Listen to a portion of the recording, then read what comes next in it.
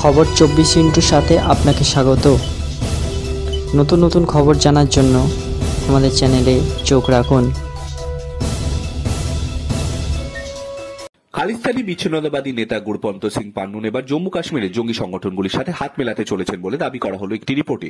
জানা গিয়েছে, পুঞ্চে জঙ্গি হামলার পর সহমর্মিতা প্রকাশ করেছে এই খালিস্তানি জঙ্গি।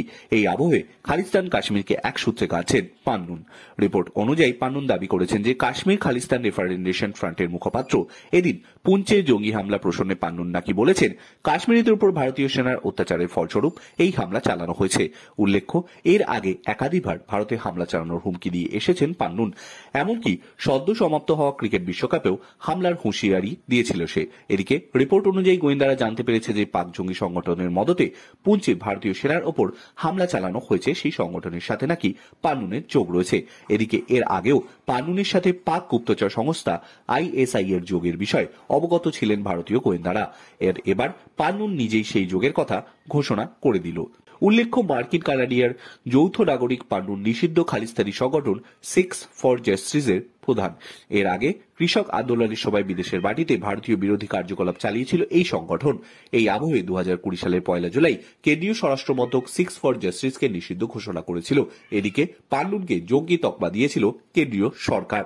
গত মাসে এক ভিডিও বার্তা প্রকাশ করে পান্নুন দেশিকদের কাছে আহ্বান জানিয়েছিলেন 19 নভেম্বর যেন এয়ার ইন্ডিয়ার বিমানে কেউ না চাপে। পরোক্ষভাবে এয়ার ইন্ডিয়ার বিমানে হামলা চালানোর হুমকি হিসেবেই দেখা হয় সেই বার্তাকে।